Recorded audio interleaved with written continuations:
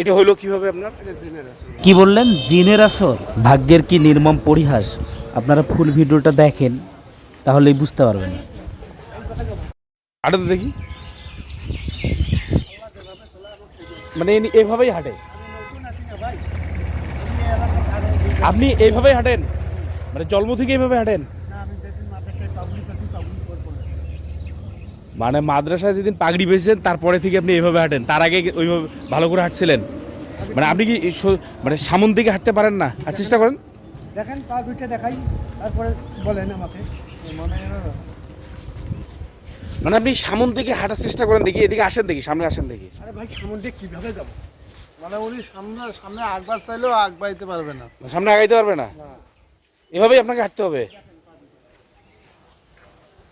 কি মানে আপনার এই পাশের পাটা ওই পাকে গেছে?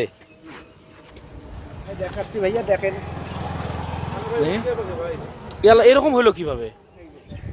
দেখেন এইভাবে হলো কিভাবে? ভাই একটু তুলে দেন।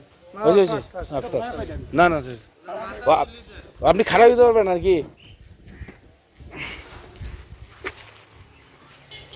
এখন শোনেন, আপনি কি করেন,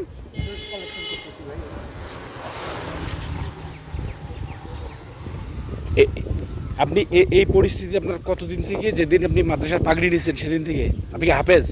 2 বছর হচ্ছে। আগে তো মুখে অস্ট্রোপেডিক পেশেন্ট কথা বলতে পারি। আর যখন আপনি হাফেজ মানে তার আগে পাগড়ি নেওয়ার আগে ভালো করে হাঁটতে পারতেন? এটা হলো কিভাবে আপনার? জিনের আসর ভাইয়া। জিনের আসর? আগে ভালো ছিলেন।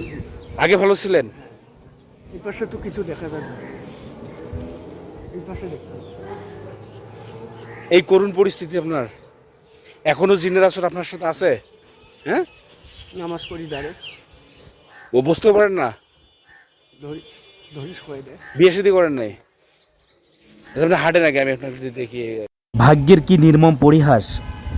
মানুষ হাঁটে সামন দিয়ে, তাকে হাঁটতে হয় পিছন দিকে। সামনে সে এক হাতও আগাতে পারে না।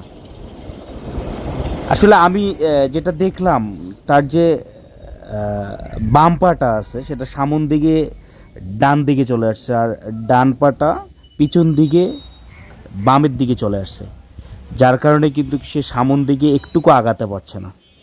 আমি নিজেও ট্রাই করে দেখলাম আমার পাটা একটু এরকম করে, কিন্তু আসলে সামনে আগানো যায় না। তো সে ভালো হয়ে জন্ম নিয়েছিল, কিন্তু ভাগ্যের কি নির্মম পরিহাস, তাকে এখন পঙ্গু হয়ে চলতে হচ্ছে। সে বসতেও পারে না, মানে কঠিন কষ্ট করে চলাফেরা করতে হয়। সবাই এই মানুষটার জন্য দোয়া রাখবেন।